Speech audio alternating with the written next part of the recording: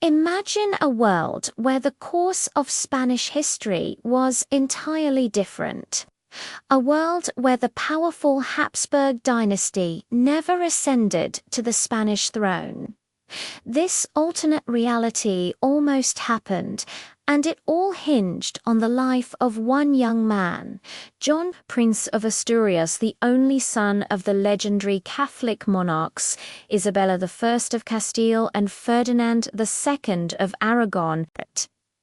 Today, we're diving into the tragic story of the heir who never ruled, a prince whose short life and untimely death irrevocably shaped the future of Spain and Europe. John was born in Seville on June 30th, 1478, into a world of immense expectation. He was the golden child, the long-awaited male heir who would unite the crowns of Castile and Aragon under one Spanish-born king.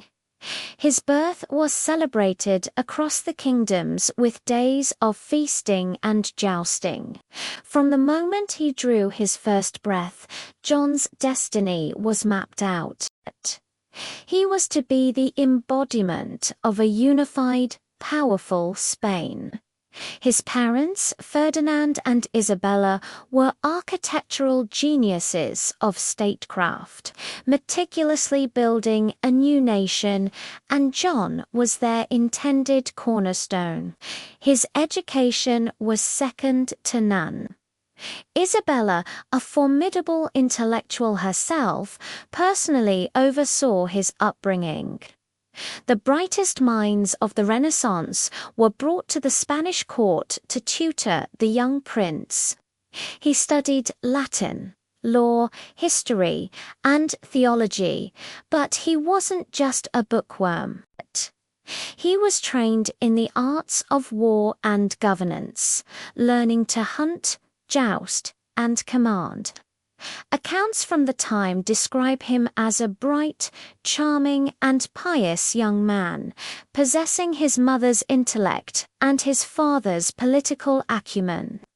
He was, by all accounts, the perfect prince, ready to inherit one of the most powerful empires on earth.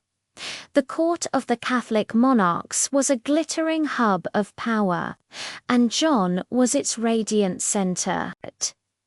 He established his own court, known as the Prince's Household, which became a vibrant center for music, literature, and art. It was a taste of the magnificent reign that was expected to come. He was surrounded by the sons of Spain's most powerful noble families, building alliances and friendships that would one day form the backbone of his own government. Everything was perfectly aligned for a smooth and prosperous succession.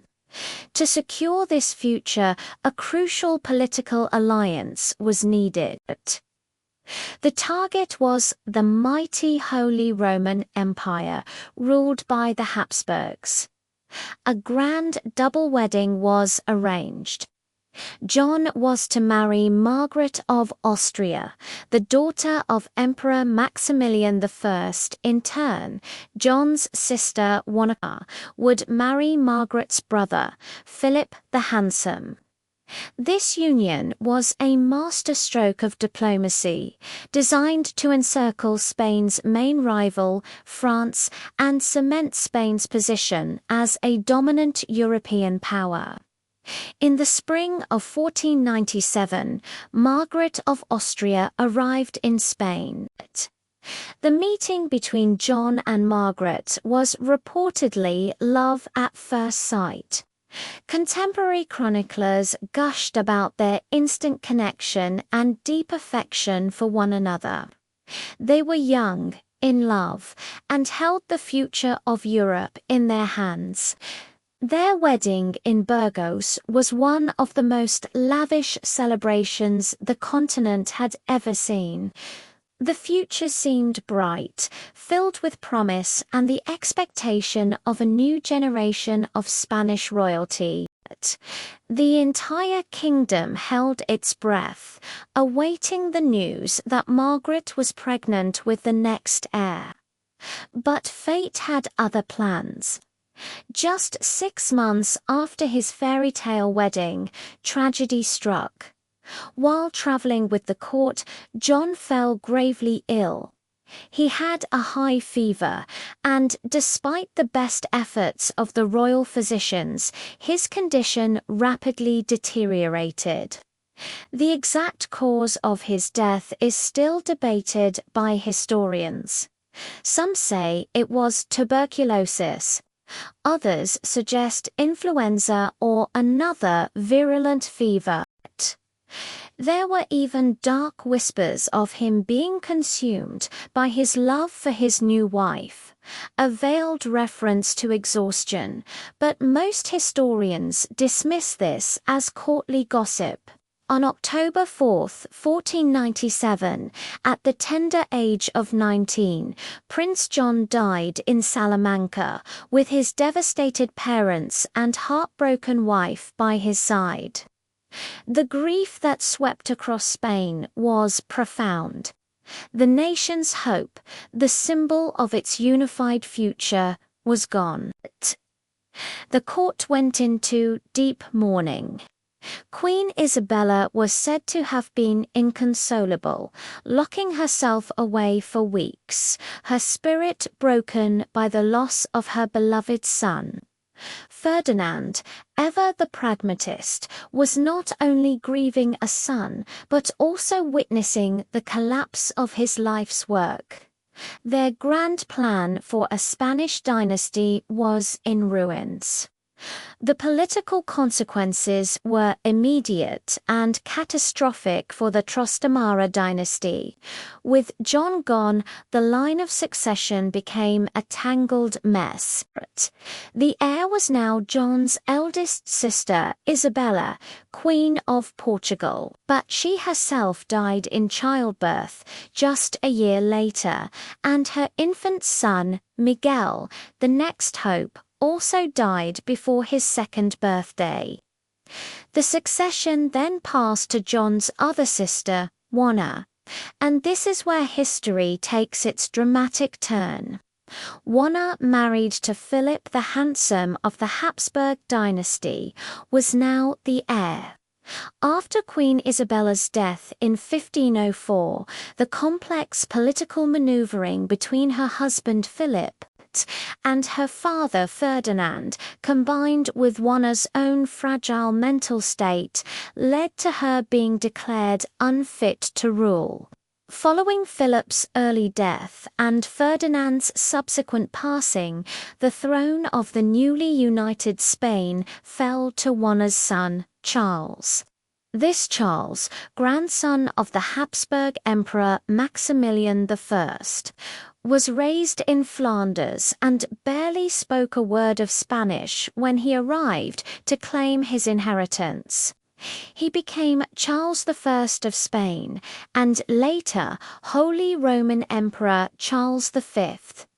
The Habsburgs had arrived, but a foreign dynasty now ruled the empire that Ferdinand and Isabella had so carefully built for their Spanish son. John's death was a pivotal moment. It directly led to the end of the House of Trastamara and the beginning of 2 centuries of Habsburg rule in Spain. This shift had enormous implications.